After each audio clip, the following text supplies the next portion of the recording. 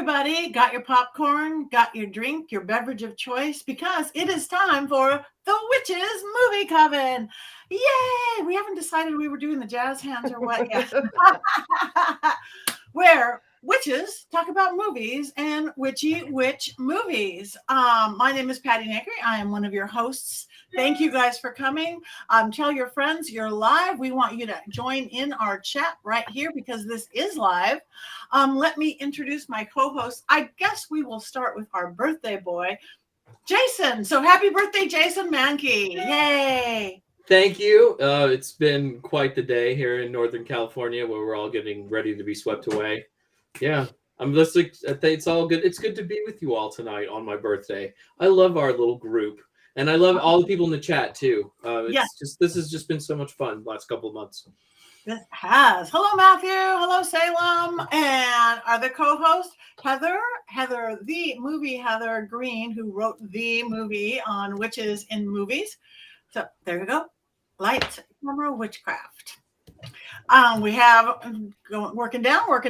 We have Richard-Lael Lillard, the gentleman psychic, right here, right there. And hello. And next to him, Courtney Buckley. Yes, ghost bait herself. That's me. That's her. And of course, we all have Black Phillip. Have you guys ordered your merch yet? Your Black Phillip t-shirt, your Black Phillip hoodie, your Black Phillip itself? You're Roku. Because it's the time. I think it's cold everywhere. It's cold in California. I got to get me my blanket, my Witches Movie Coven blanket. Mine just shipped. I'm very excited. Oh, good. I ordered it a while ago, but now it's back. Yeah. You can't rush these things. Good things come to those who wait. Hi, Mary Jane. Hi, everybody. Hi, Jerry. Hi, Banshee. Hi. You guys are great. Hi, Alicia. Okay, well, we talk about all things movies, and Jason had the first choice tonight. So because it is his birthday, and this whole show is about Jason's birthday, so just keep saying it is. What movie are we talking about today, Jason? So we're talking about The Green Knight is our first movie that we're talking about. I was introduced to Sir Gawain in The Green Knight, which is one of the oldest Arthurian myths that we have.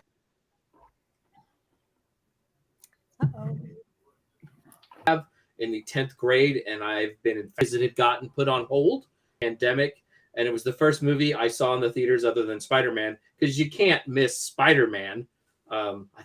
Maybe Spider-Man was after, whatever. It was one of the first movies I saw after the pandemic, and it's just this really weird ass movie. It's pretty loyal to the actual poem, and it has like a heavy dose of witch in it. It's very much a witch movie for those of you who got to see it. And it's also this really ambiguous movie.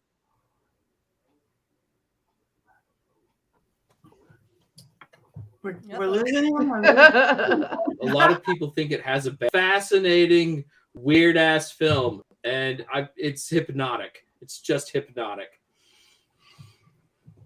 It certainly is. And it's very witchy because, I mean, in the opening scenes, the medallions, everything they're wearing, that's why I wore my biggest earrings. It's like, look like the movie. So why did you pick this movie? Just because it's a weird-ass fabulous movie for your birthday? Because it's new? Because it's... I didn't think that the rest of you had ever seen it. And so I thought if I got to pick it, like, this would be the only way like that we would watch it is if I got to choose the movie.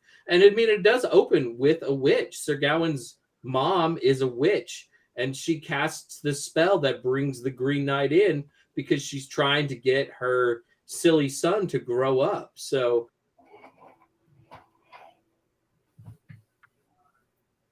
come back. There's a witch in the Celtic myth and Arthurian legend, and it kind of plays into how a lot of us do witchcraft. So it just seemed like the right thing to do. Good. Yeah, that beginning ritual was great with the circle and the bones and the skulls and the bearing. I was like, oh yeah, this is gonna be a good crowns with the halos. I was in love. Yes. and the Green Knight looks like the Oak King or the Holly King, right? I mean, and that was a conscious decision by the filmmakers to make that sort of reference to the Oak King, Holly King myth. Oftentimes people like to say that Sir Gawain in the Green Knight, the original poem, references that myth, but the myth is actually a lot more recent than that. The myth itself sort of draws on old folklore, but it wasn't a myth that those people had. But they intentionally kind of put it into this movie, and they gave it that kind of look, which I just think is so cool. It's great when witches and pagans are influencing Hollywood, and I think it really comes through in this film. Yes, I do. I have to admit I have not finished it yet because it's not the fastest paced movie, which I don't mind. I don't mind slow paced movie. What my normal 3 a.m. movie watching after like a 20-hour day, I was like, I can't keep awake. I can't keep awake, under my tent cover. So I was trying to watch it between clients and work today. So I haven't finished it, but I don't mind spoilers because I watch it anyway. But I'm engrossed in it. I'm engrossed in it. But Heather, you are our movie expert, the book expert, but you are not engrossed in it, correct? You are going to be our naysayer today? Yeah, I mean, I don't believe Jason's gonna have he might storm out, it looks like. I think it's a beautifully shot movie. I think there's some really nice things in it, but and I didn't dislike it. I think there's a lot of interesting things to talk about, but I just, for an enjoyment level, I didn't enjoy it. I think I had some complaints that I would have wanted to see. I would have wanted them to see a more direct and obvious connection marker for the that was Arthur and that connection, because I don't think unless you knew the story or what the story was or how it was connected, that a person going in would actually know that was King Arthur right there, and that the mother was actually supposed to be a Morgan Le Fay type character. I don't think a person would have put those pieces together, which I think makes the film more interesting when you know that. I think it's invariably has a lot more depth to it when you know that it has a connection to that. It didn't have to be obvious, just a little bit more to make that connection. That bothered me.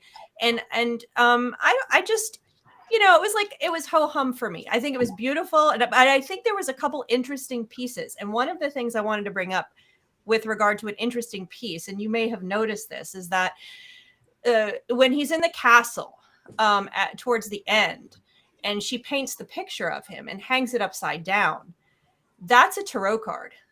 That is the Hanged Man, and he is stuck in that place and not moving and not progressing on his process, on his journey at that point. And I said, oh my goodness, look at it. We have the image of the Hangman. And I would like to go back and watch the film again. I made the connection between the Holly and Oak King. I would like to go back and watch the film slowly and watch for other esoteric and occult imagery that was subtly placed within the story. That is more interesting to me than the film as a whole, as entertainment. I will say, Heather, I did see one of the occult, Patti brought up the star, the pentagram, but what I thought was really brilliant was when he beheads the Green Knight and the camera is above, now the pentagram is inverted. I thought that was quite brilliant too. I think they're throughout. I think they're subtle, and I think you have the obvious one with the pentacles and that are all over. You have that as an obvious thing. But then you have, he's holding a holly branch when he walks in, and he looks like the Oak King. And that immediately, from my mind, triggered Oak and Holly King, like Jason said. And then you have the inverted pentacle. You have the obvious hangman imagery. So I think there's these subtle occult things that play out throughout. And I think that's the most interesting part of the movie. So I have to pop in and Heather, as I love you and I respect you, I did not know the story beforehand. I didn't know the story, and I got it. I got what was happening. I got who that was. It took me a minute.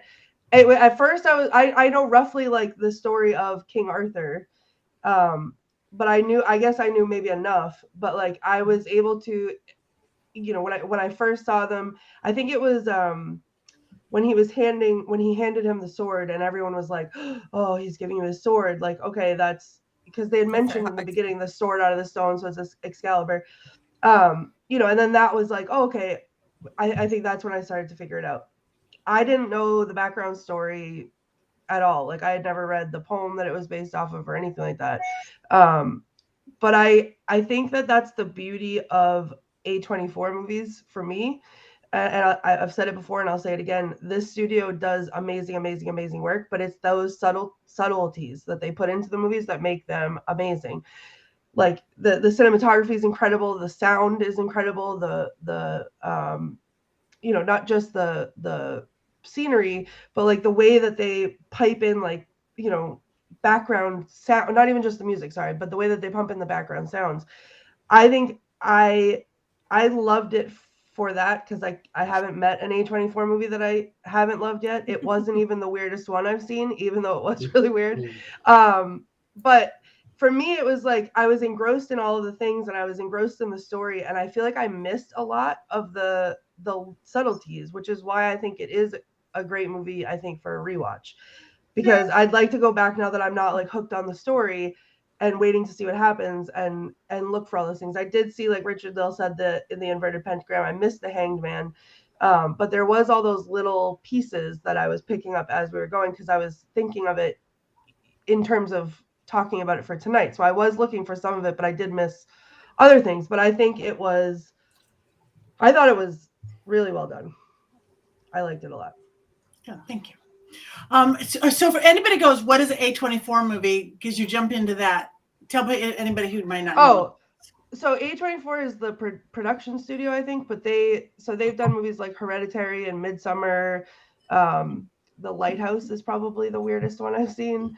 That is weird. But they're that was a really weird movie.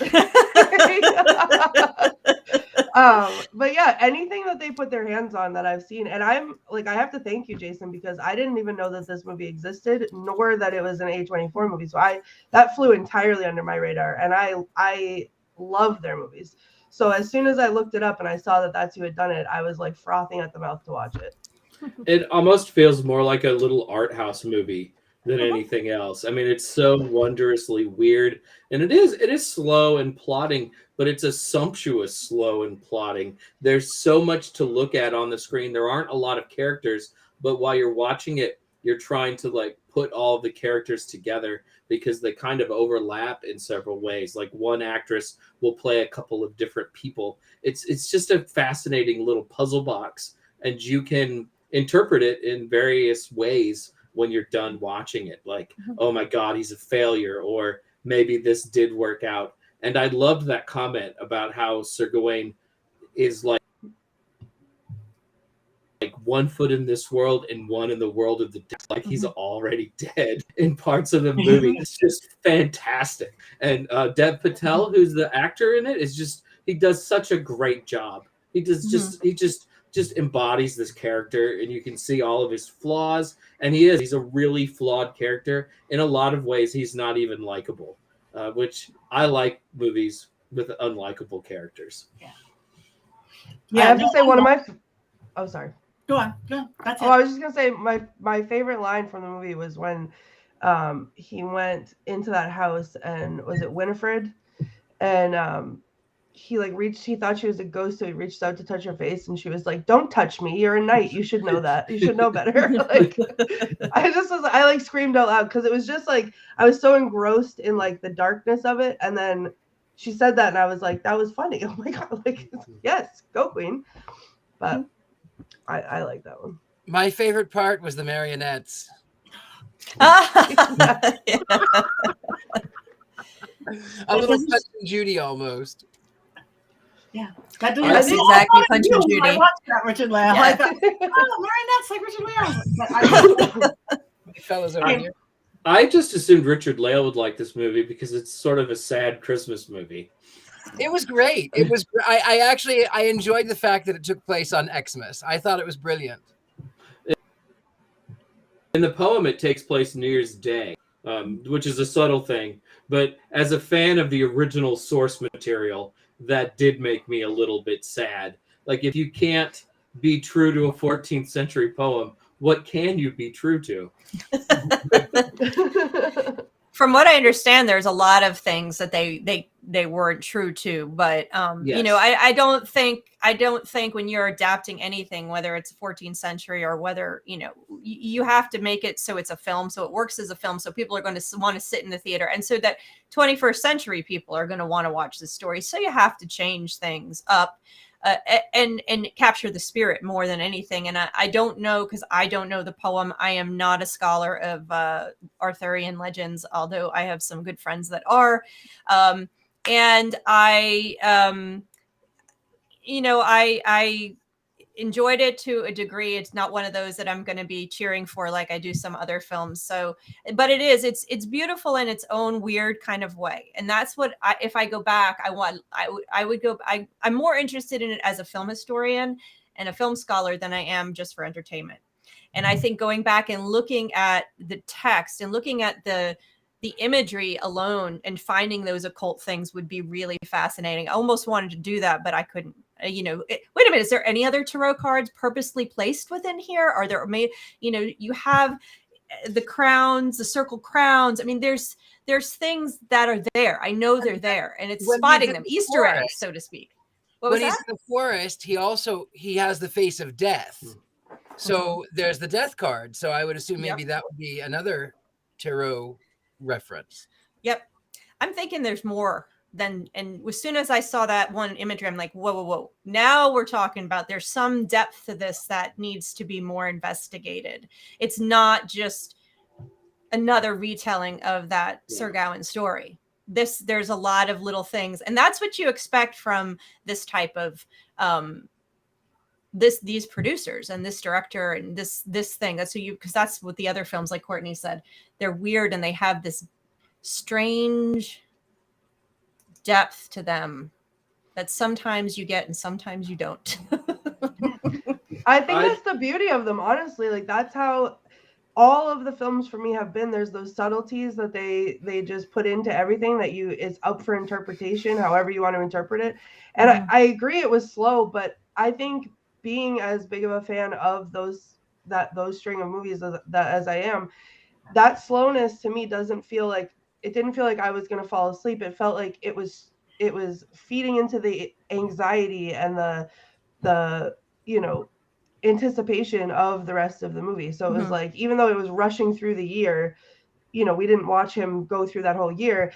It was still like, I can feel it in my body already, just like stretching it out and like holding my breath and waiting for the next thing to happen. And, oh my God, what is going to happen? And, you know, thinking, oh, this went this way. Like when he was, he was robbed and he was tied up on the ground. And it showed him with the death face. I was fully like, oh, he died right there. And the rest of the movie is going to be, you know, just his afterlife or whatever. But like, that's what I look for in those. Like, I try to find those little plot twists. So that's what I was focused on the whole time, was finding those things. So I don't know. I think I liked how slow it was because I feel like it built it up better.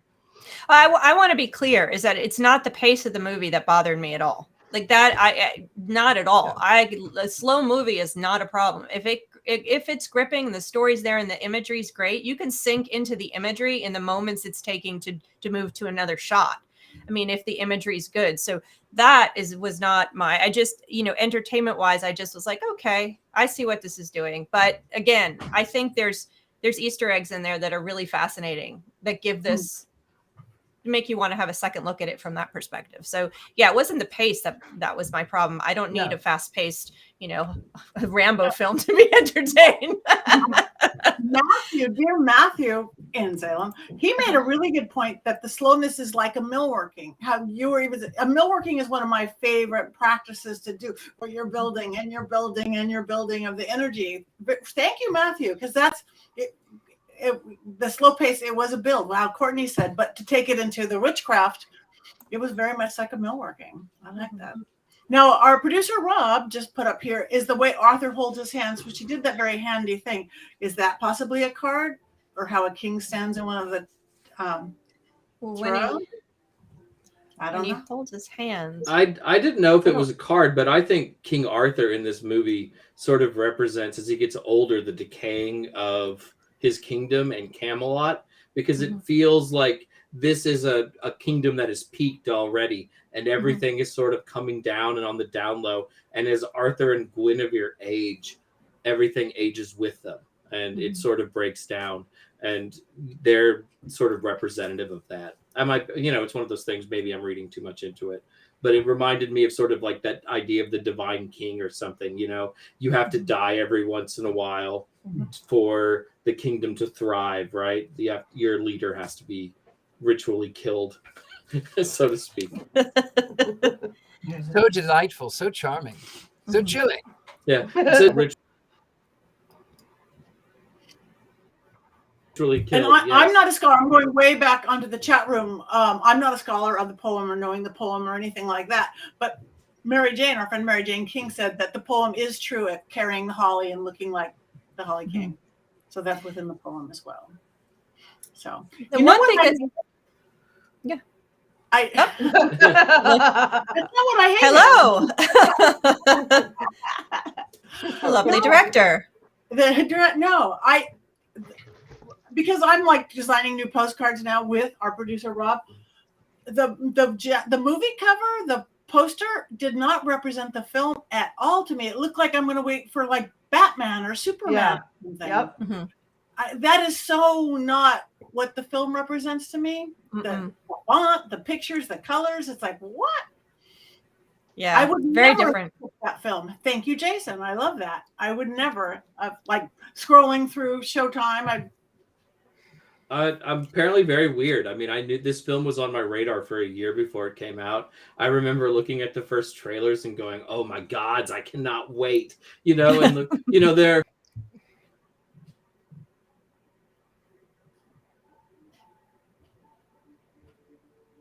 Oh. There are people who were in line to, different things for different people. It's all good. The interesting thing about this film, just overall in my study, is that it's very rare that a Arthurian film made it into my discussions in American films, because it isn't. You would think it would be something that's really popular in American films in terms of witches, because obviously I didn't study ones that were not witches. But it wasn't. And one of the things that's interesting is when I went to sort of try to pull some of those movies in, I chatted with John Matthews, who's an Arthurian scholar, and another friend of mine, Virginia Chandler.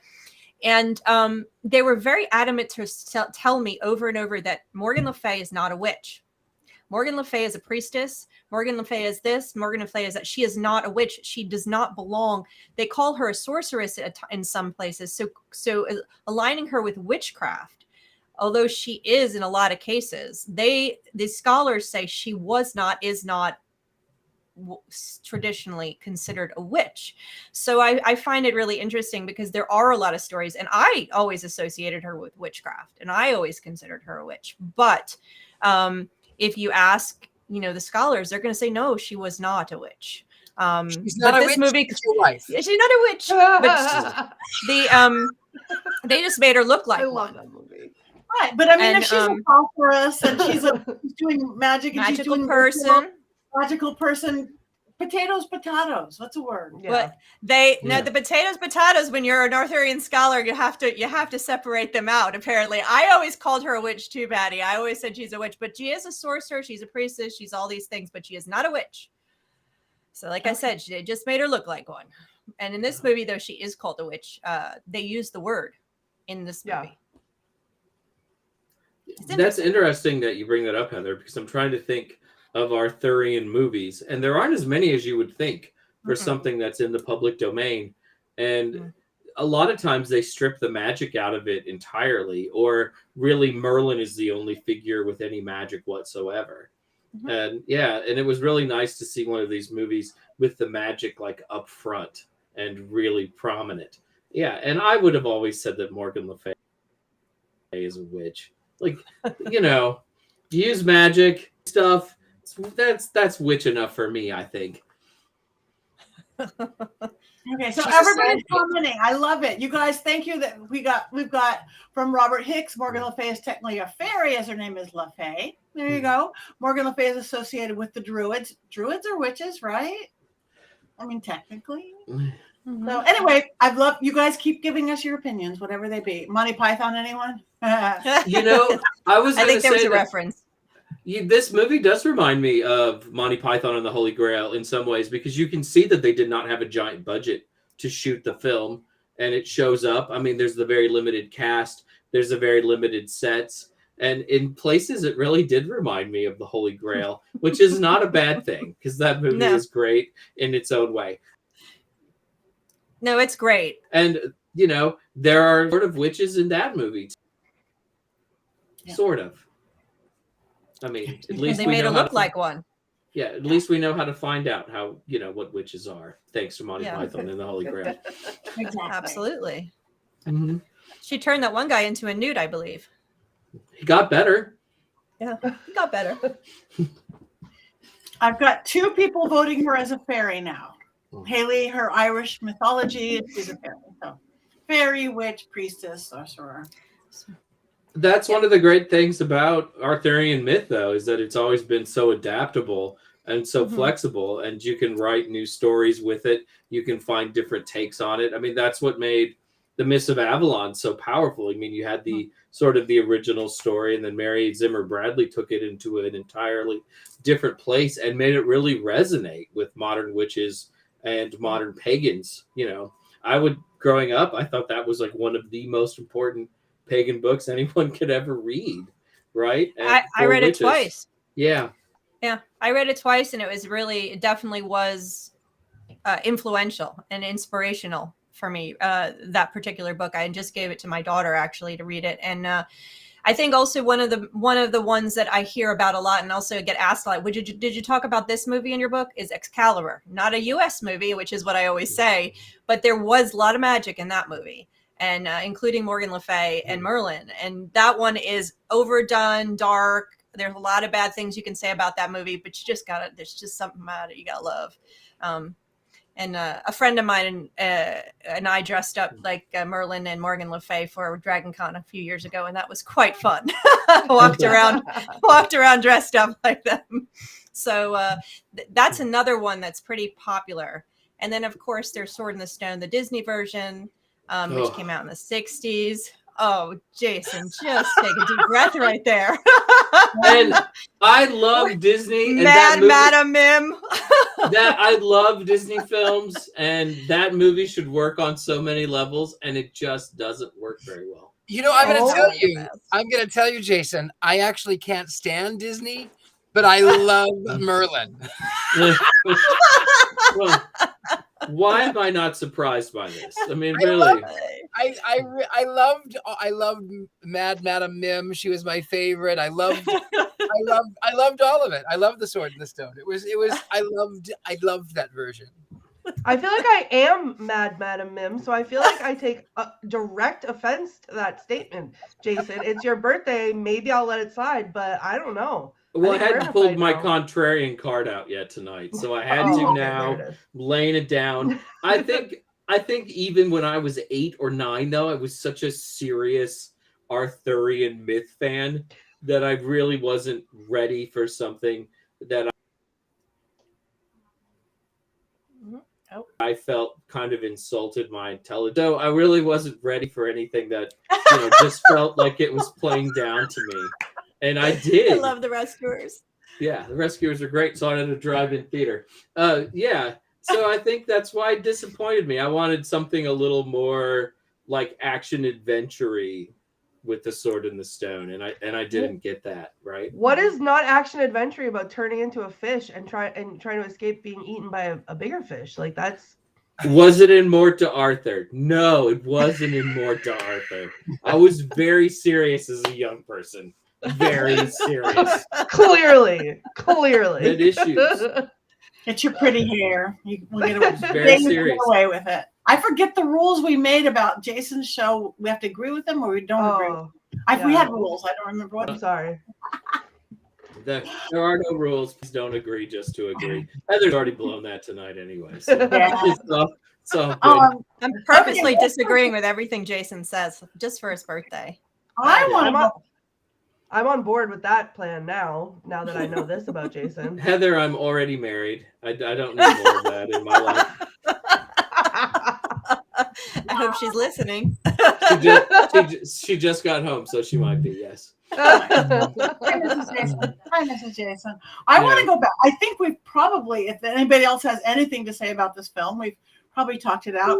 I want to get back to Amanda had said she watches our show to get movie recommendations.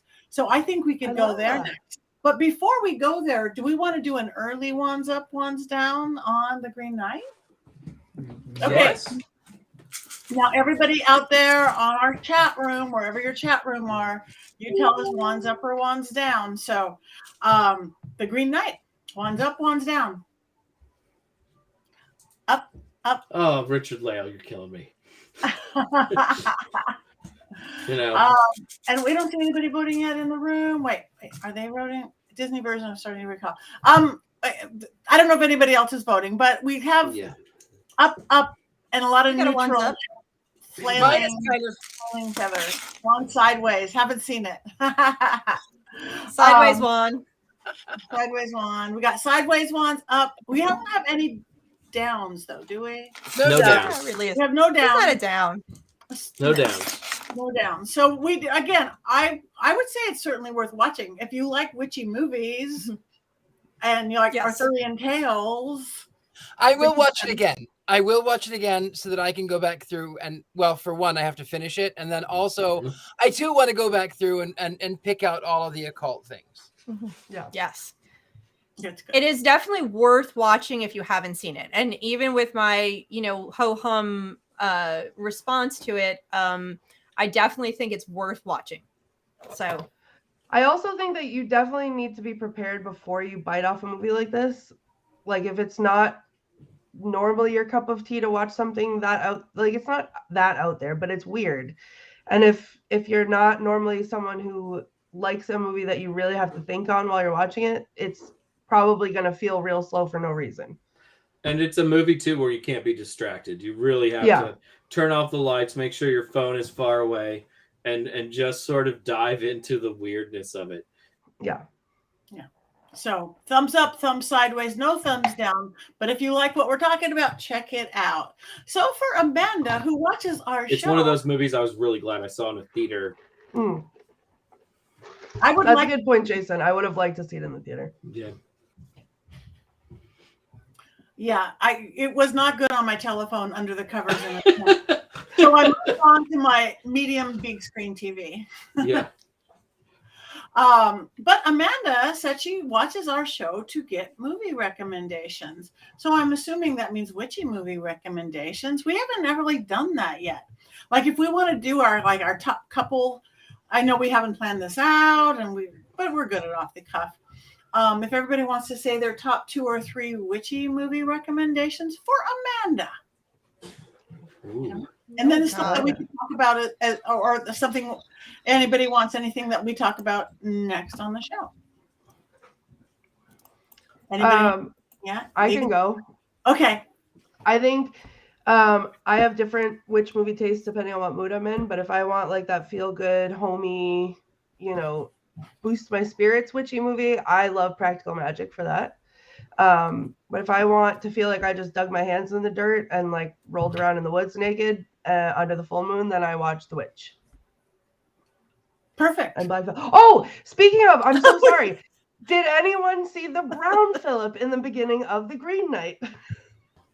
Yeah, several of them. Yes. And he was fighting with the goose. Yeah. The first thing I did was scream. I was like, brown Philip! We're waiting for the purple Philip, though. We're waiting for the purple Philip on a film. In a film, yeah. Actually, your 2 choices, along with Wizard of Oz, would be mine too. Practical Magic for that, the fun whatever, The Witch for that, and then of course the classic Wizard of Oz. So yeah, I can't get too creative. Somebody get creative beyond that. I have to tell you, it's going to come to no surprise. My favorite witch movie that I watch over and over and over 1,000 times is The Addams Family, both 91 and 93. Those are my 2 witch movies. So I'm going to throw out some weird ones. My first one is a documentary from 1970 called Legend of the Witches that features Maxine and Alex Sanders.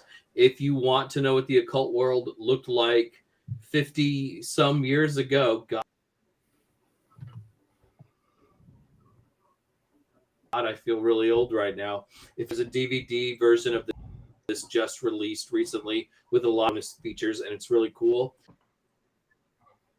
And what's the name of it again? You're kind of frozen in and out. So you guys, it's not you, it's Jason. And we don't think of it as a witch movie. Legend of the Witches from 1970. And it's a documentary that has Alex and Maxine Sanders, who at the time in England were the world's most famous witches.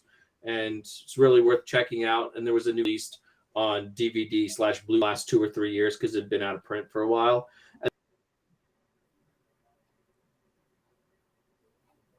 And then my other weird choice is The Doors in the Doors movie, because Patricia Keneally, who was a practicing witch, was a girlfriend of Jim Morrison, and they had a hand fasting ceremony, and it shows the hand fasting ceremony, and it looks like witchcraft. And then the whole movie is sort of written with these overtones of Jim is a Native American shaman, which hasn't aged particularly well, but also that Jim is Dionysus. And there are some scenes where you like see Jim's head flash, and then you see Dionysus's head in there and stuff, and it's cool as shit. And I love that movie, and it's a trip. Get yourself a glass of, like, a bottle of wine, not a glass, and sit down and watch The Doors. It's a great witch movie. I have to agree with you there. And I've never watched it except for the hand fasting, because I do hand fasting. I never thought of it witchy movie, but it totally is a witchy movie, other than the hand fasting and her character. Wow. The Doors are like such a, like, this should have been my other suggestion for a movie tonight. It's totally, I'll have to turn 51 and we'll have to do the show again on January 4th. But it's, the Doors, I think, are like one of the best bands for ritual, because it's so hypnotic and so different. A lot of other bands don't. To me, they're like one of my 5 favorite sort of magic of all time. Beautiful. We're losing done you. A lot of rituals to Jason, the Doors over the years. You come back. Okay. Yeah. The weather's bad tonight. I think it's hurting my connections. I think it's bad everywhere. Have you spoken to us? Have we spoken on Suspira 1970? Have we spoken that? We've mentioned it, but we haven't talked about it yet. We should pick, that's Italian. We should pick that one. I think they just redid it. We could do that for a show, because those are really interesting, something very different than a lot of the movies that we do, which are mostly American. But I think I'm gonna throw out a couple films, which, you know, mostly the films we've done have been recent ones. Most of the ones you guys have listed, I would say, are on definitely top 10. Love the Doors movie for tons of reasons, not just its witchy aspect, because the Doors are amazing. But I am gonna throw out 2 films from the golden era, which are classic Hollywood witch films, which are Bell Book and Candle and I Married a Witch. And I'm throwing those out because those are 2 of the early, most classic witch films that we haven't spoken about here. And if you want to see old Hollywood doing the witch thing, it's very different. And I love golden era Hollywood films particularly, and everything about golden era Hollywood. Not everything about golden era Hollywood, but the movies are fantastic. And so those 2 are classic. If you want to look back in history a little bit, see how they were doing it in the 50s and the 40s, and they're sort of precursors narratively to Bewitched, which comes out a decade after that. So those are the 2. Of course, you know, The Wizard of Oz is always my favorite. If anybody asks what's my favorite witch movie, I always say Wizard of Oz, like you, Patty. But I think really, when you said, can you list a bunch of weird films? I could probably list a lot of weird films because of my book. So if you really need recommendations, I have, this is the greatest part. You're saying, what movie should you choose? I don't know. In the back of every chapter, every decade, I have a list, and you could literally just watch each one. And whenever anybody gets my book and they're like, oh, this is great, I think, don't just read the book sitting in your bed. read a section, watch all the movies, because it's so much fun to watch all them, and they're all in here. Now, things like Suspiria are not in here because it's not American, and I only did American films, so we definitely should touch on some of the British, some of the Italian, because there's some really great ones out there. German, Hexen. We can talk about Hexen, the old famous one. Yes, Hexen. That one is very special and very different, so that's another one to watch. Death Becomes Her was fun. Yes. There's a lot of. I love Death Becomes Her. I'm so obsessed with Death Becomes Her, but mostly I know this is off topic. Death Becomes Her is one of my favorites because it is a direct response to Janacek's 1927 opera, the the Markropolis Affair, which tells a story about a woman 300 years ago who was given this potion who made her live, and then she's lived and she changes her name but always has the same initials, and then 100 years later she's changed her name, and 100 years later she has to retake the potion, and she goes, "This is horrible. I hate this." So I love Death Becomes Her. It's not really a witch movie, but it is about potions. So yes, I love it. Has an element. It has an element. Mm-hmm. Yeah, that was it. And The Secrets of Roan Inish, someone said too, is a great movie. I haven't seen it in years, but I remember loving it. That was a really, really great film with Irish lore. So that's good. Selkies and stuff. Another great one. Our producer says The Nine Gates. That's a really good one. I really did. I enjoyed that one. The Ninth Gate, I think, was with Depp, right? I think that one was with Depp. I like that one a lot, actually. Yeah, and more recently, I see someone says The Love Witch. The Love Witch is 2016. That's a really interesting indie film to watch. There are and who said it? They said from the 70s. She captures a 70s feel, and there are a lot of great 70s witch films, but those are great. Oh, well, how could we not even, if we're listing great witch films to watch, how could we not say Rosemary's Baby? You're talking about 70. I mean, that the original Rosemary's Baby, not the one in the 2000s, is absolutely, well, there was, but we don't talk about it. No, like people tell me there was a fourth Indiana Jones movie. I don't. The Rosemary's Baby and Carrie are two of the most brilliantly made witch films of the 1970s, or 68. We're counting that 70s, whatever that period of time. So those are another two. But absolutely, hands down, down. Rosemary's Baby. Actually, that's one of my favorites, and I quote that one all the time. You know, I've never seen it. Hail Satan! Guy is not his father. Correct yourself, Courtney. Correct yourself. That's funny. I haven't seen it yet. Yeah, I assume we'll be watching it soon, and you have talking about it. Seen the original Wicker Man, though, right, Courtney? Nope. Was that the? Wait. Isn't that the? Is the Nick Cage? Nick Cage was in that one, right? Oh. No. That is the original one was 1971, and it's a British film. But is Nick Cage in a movie called The Wicker Man? What am I remembering? He is not. There are people who think that he was in a movie called The Wicker Man. But he really was in a movie called The Wicker Man. It's in that plane with the fourth Indiana Jones movie. These things don't exist. Got it. So I did not see that one then. The bees, not the bees. No, it doesn't exist. And I did not hate that one because it doesn't exist, but I didn't hate it because I didn't watch it. In the Jason universe, Right. Tonight I create my own world. These things do not exist in my world. Can I throw out maybe a controversial? I know it's not movies, but like a TV. Yeah. Maybe controversial take. As someone who grew up on Sabrina the Teenage Witch, I live for the Chilling Adventures of Sabrina. I love the Chilling Adventures of Sabrina, and I hate Sabrina the Teenage Witch. Why is that controversial? Everyone I talk to thinks I'm crazy because I grew up with Sabrina, like the original Sabrina. I think the new take is brilliantly done. Brilliantly done. Way better than Way the better than Sabrina the Teenage Witch, the TV show from the 90s, had its point. It was a point in time. It lived in a space that it was meant to be lived in. It was, and I talk about that in my book. It is very much placed there.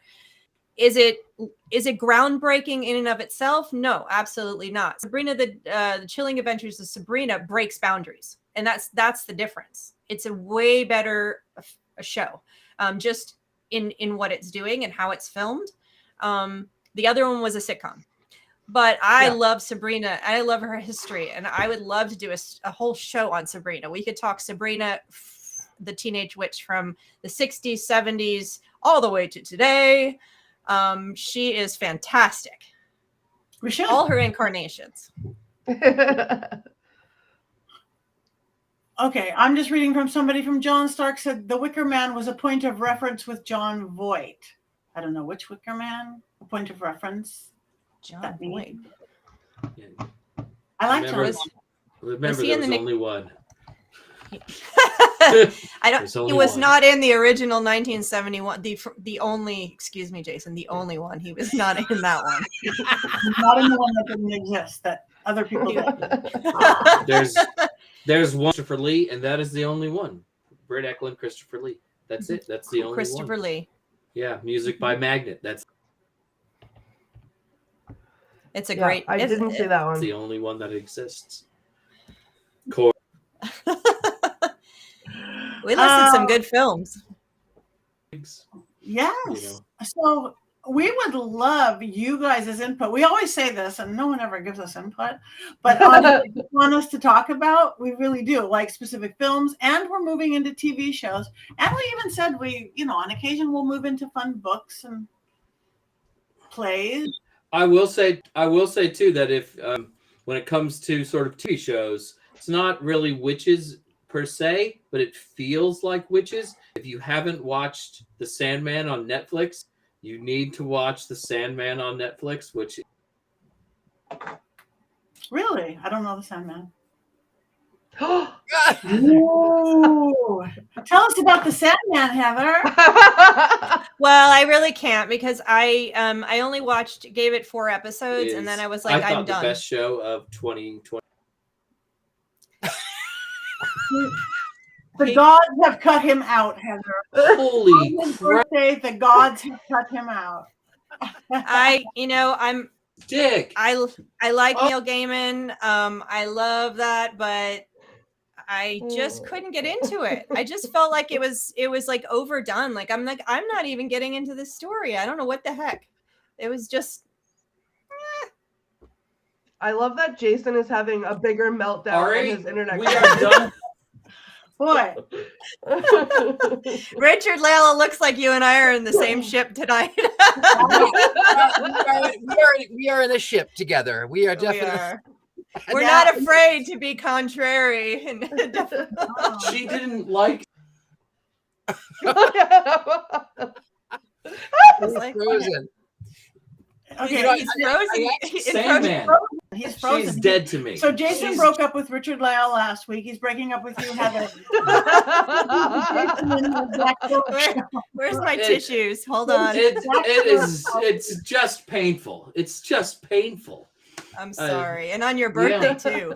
I wanted to bring up another film. Maybe, Jason, maybe you will love this one. Maybe we can reconcile. Another witch film that I really, really, really, really love is Race with the Devil, 1975 with Loretta Swit. Are you familiar with this one? No. It's No. so bad and great at the same time.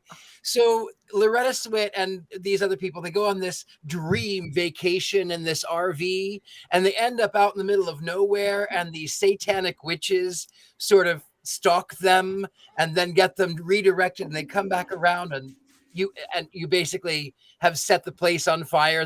Their dream RV is on fire at the end of the film. It's so bad. I love it. Race with the Devil, 1975. I'm watching that one.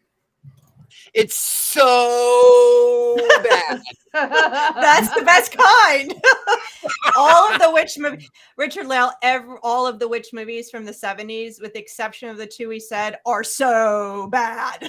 But that's what makes them worth watching. It's true. I'm watching. Maybe, yeah. Jason, maybe if you watch that one, maybe you'll agree with me. Maybe we can all make up if you enjoy Race with the Devil, 1975. He's still beside himself at this point.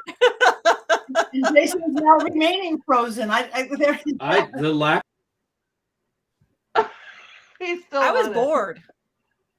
Oh. Fantasy for fantasy's sake. I'm sorry. As And I Tabitha like Neil said, Gaiman, so Gwendolyn I was Christie, surprised. go back, watch the last. Oh,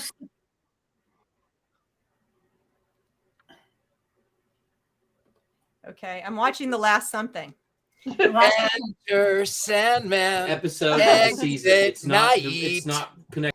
I love that song. I love that one person commented that There it is. the Jason freezing added to the interest of makes the show better. I like that poster. That was amazing. That's so on point. Thank you for that. We have great is producers. Look at that. so That is bad. so 70s. It's Oh my god. And you first have to watch the trailer because it talks about these two couples going on their dream vacation in some crappy camper Yeah. with fake wood paneling and a microwave. Okay, we'll have to talk about that one. That means we have to find it. Yeah, well, we can do a list. I could give you up a list of those type of films, and we can do a whole show on the really cheesy, terrible witch films from the early 1970s. Heather, you are speaking my language. The worse it is and the cheesier it is, the more I love it. Yep, witchploitation is what I call it, and our producer just put that up. But that's the term I think I use in my book, or I use in was witchploitation exactly. We will do it. We will do that. FYI, for anyone interested, you can rent it or buy it for $3.99 on Amazon Prime. Sounds like we're getting ripped off. No, absolutely not. It's worth it. It's worth it. It feels like a movie. Okay. Here's another one. Blood Orgy of the She-Devils. The same period of We time. should all watch it at the same time in a live tweet. It really. Yeah. Title alone, Heather. The title alone. I'm on board. Say that one more me time. too. I don't know. Blood Orgy of the She-Devils. Ooh. I'm in. Another one. Blood Sabbath. I mean, there's a string of them, and they're all the same type of thing, and they're just terrible movies, but you just can't look away. The movie poster for this one is the best thing I think I've ever seen in my life. Which one is that? The Blood Orgy of the She-Devils. Oh my god. It's so good. Oh, I'm sure watching our that. producer is rapidly looking for it. Well, as we are getting close to the end, we do want to wish everybody, besides Jason's birthday, it's our first show of 2023. Woo! Hey, the Witches Movie Coven made it into a new year, and we want to thank everybody for listening and watching and telling your friends about it. Now, we've had a little problem with Facebook. I don't know if we want to talk about it now, but Facebook doesn't like us very well. So you may not find us a lot on Facebook, but you'll always, here we go. We got bats, we got vampires. That's good. Okay, It's so good. back to, if you so don't excited. find us on Facebook, we've been sent to our room. Yes. Over again. So, but you will always find us on YouTube. And so far, we could post nicely things to remind you to go to YouTube. But, sign up for whatever you can sign up for to know that we are here. We all have newsletters. We all have stuff. So let's keep going with 2023. So in a couple minutes that we have left, if anybody has anything that they want to say, where you can find them, what you have going on, all these authors, any book signings, any TV shows, let's start with Heather. Okay, let's see. I will eventually be posting where I'm going to be. I'll be doing some live stuff, attending some conferences come spring. But for the next couple months, I'm in the Atlanta metro area, doing my witchy stuff here, working with authors, because I am an acquisitions editor at Llewellyn, and working on some articles as a journalist. If you want to read any of the articles I write, which are usually about witches and occult and tarot readers and whatnot, you can go to my website. They're all there, heathergreene.net. And I'm on the socials, various ones. All the links are there. And I'm usually Heather Greene 01 in most of them. So you can find me Instagram, Twitter, and follow me. And I will be posting our YouTube when it comes out, and also adding more stuff to my website, so you can see what I'm up to. Please reach out and let's talk movies. Please do. Courtney. That's me. You can find me watching Blood Orgy of the She-Devils, I think, or on all the socials. Yes, You're blocked. Yeah. I'm so excited. I play horror video games and murder video games on Twitch at the Themes, and you can play along or scare me with sound alerts. You can find me on Instagram, or you can find Black Phillip, and my new and very much requested Not a Doll that we talked about before. It's a doll. I really messed up my own self with this, because I should never have put it on the screen, because inundated with messages about the doll. Or Facebook or whatever. I also stream this on YouTube, so if you ever have any trouble finding it, at the Themes on YouTube. And of course, you can find me as Ghostbait on Scared and Alone at scaredandalone.com. Perfect. Thank you. Jason. Jason, first of all, thank you all for the birthday wishes. Witches!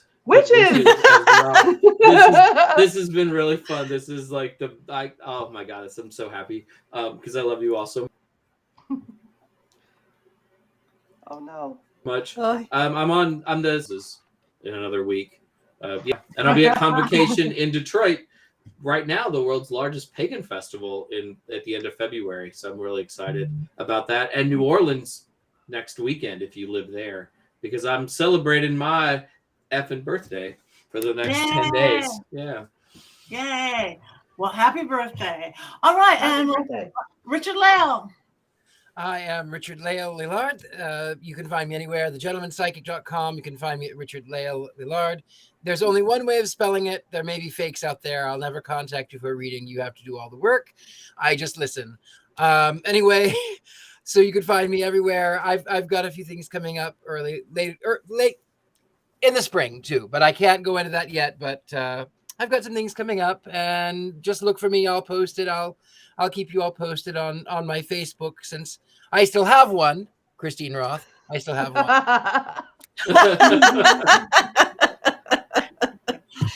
Thank you. And I'm Patti Negri. You can find me at pattinegri.com. All the socials, and like Richard-Lael, those of us who do readings and stuff, there's fake me's. I will not contact you or think you need a reading or tell you I've been thinking about you and I'm going to give you a special. No. I do not, but Patti.Negri on Instagram. Actually, I'm kind of verified everywhere now, finally, but that doesn't stop the fakes. I thought it would, but it doesn't. So you could get to the real run from pattinegri.com. So join us every Wednesday. And on every Monday, I still have The Witching Hour, my podcast where you see fabulous guests like everybody right here. The Witching Hour, I have wonderful guests and authors and witchy people and magical people, and it drops every Monday on YouTube and video and on Paraflix and everywhere you get your podcasts, Apple, Spotify, everywhere you get your podcasts.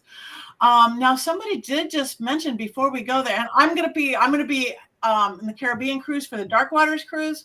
I'm going to be at Mass Parrot, all this stuff coming up. So for each of us, find us on our websites and sign up whatever newsletters we have, because it's just too much to tell you here, and we want to see you live and video. But somebody said we were supposed to talk about something else and we forgot. Doctor Strange. Which we'll get to it in the next couple of weeks. It's not going away. This is all my fault. So this is my fault. This is like my stupid episode and it went off the rails. Mostly because Heather's terrible and does forgivable sins. I don't know. Well, I'm not feeling bad. I hope we never have a show that doesn't go off. I mean, I know, isn't that kind of our thing? That's our thing. Mhm. So in our mass seconds we have left, besides showing our Black Phillips and showing what we do, we have one more thing to do. And we hope all you people out there, because I'm trying to think of fun things, like one day we're going to do a live thing where people can join us and we do movies together. I don't know, East Coast, West Coast, in the middle somewhere. But I think we're also going to have a cackle contest. So I'll I'm lose, working on 'cause I that. cough every time. Oh, well, don't cough this time. So on that note, everybody on the count of 3, give us your best witch's cackle. 1, 2, 3.